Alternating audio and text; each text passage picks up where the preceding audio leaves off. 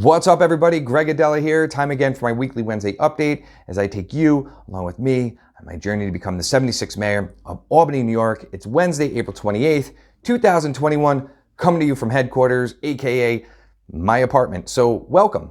It was an interesting week, to say the least, in my life and what's going on in the city. But before I get into that, right off the bat, thank you all again for your encouragement, your words of wisdom, your sharing my message, your financial donations. Thank you all very much. I appreciate that. So just a couple quick things in this week's update. It was an interesting week here in Albany. I definitely got a few more gray hairs added to this. There was a lot of happening going on with the police and protesters here, which I did attend. I went down and surveyed the South Station here in Albany, New York, and what was going on the fringe. I didn't want to really truly impose. I was interviewed 3 different times last week in regards to what was going on, and it really made me sad. There's a lot of tension, and I can understand that with going on in our city and cities across the U.S. And people wanted to know how I would have reacted to that situation if I was the mayor.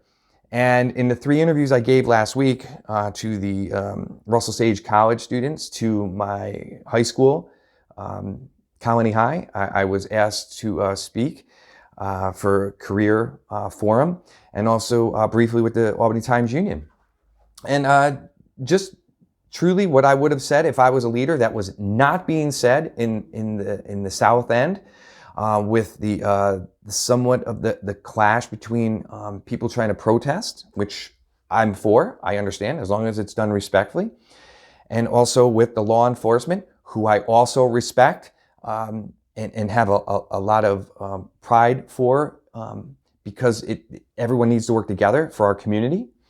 And I think what I was really saddened by, that if I was the mayor at last week's time, I simply would have said, I would have got right in front of it. I would have went down and said, look, what's happening in Minnesota and what's happened with George Floyd is thankfully not happening in Albany, New York. And perhaps that could be celebrated a little bit. And I'm not saying it's perfect here. It's far from perfect. But perhaps if we approached it that way and said, look, maybe if we can all finally get together and have a public forum and an interview to where it could be broadcast out, we could see both sides in a very transparent, civil manner, and we could be a model not only for the region, the great capital region, but also for the country. And I was kind of saddened by that because, we learned so much, or maybe we didn't during 2020. But I just felt that, maybe humanity was trying to get back on the same page and work together for one community.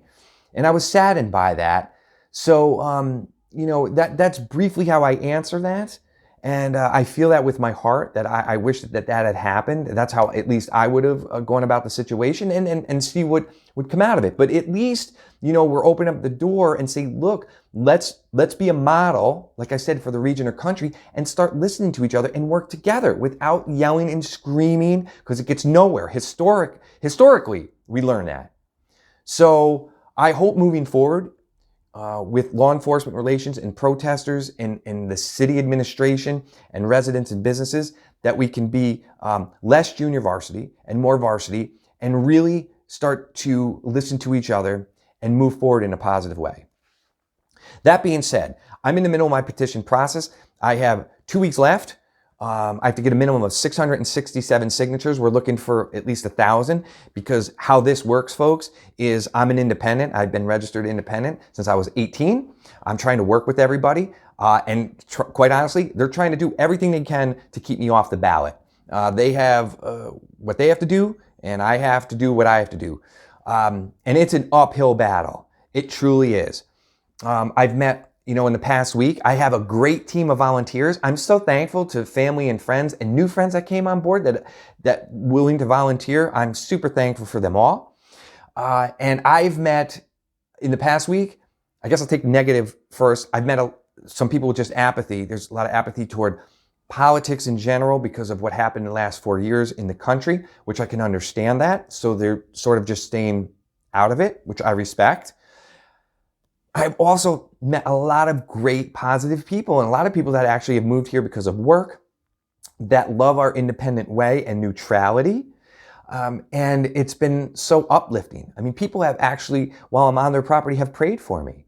That means a great deal to me. So, but that being said, it's imperative that we get these signatures and so I can get on the ballot and try to further this cause of trying to reunite Albany and to get it back to the days of when it was a real community. And that's my goal here. So if you know people in Albany that that want to meet with me, I'm very accessible. I will meet with them safely in person if they want to know more about me, or Zoom, and then possibly maybe get their signature, for the ballot. That would be, just a cherry on top. So that would be great. So, that being said, I know the mountain ahead of me. And I hear a lot of rhetoric of, hey, you're not Democrat, so you're not going to go anywhere in Albany, or you're not Republican. Well, here's the thing. What I started 3 years ago this month about when the first murder occurred in front of my family business, and that safety is very important to me. And I just have to say that stray bullets, that was a drive-by here, and the one stray bullet that missed my father's office by 7 feet, stray bullets do not care if you're a Democrat or Republican or what color you are. They will hit you and they can possibly kill you. So that's really important to me. So that being said, look, I'm staying positive. You take the high road. Let's do this together. As I mentioned before, I'm accessible. You want to meet with me?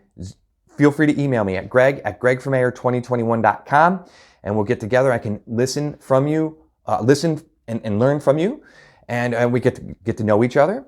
Your donations are always welcome. Thank you for that. You can go to gregformayor2021.com to donate. So thank you for your time today. I know it was a little bit wordy, but I wanted to get all that in. So as always, enjoy this beautiful spring weather. And as I can't say it enough, just stay positive, stay healthy, and stay safe. And I'll see you soon.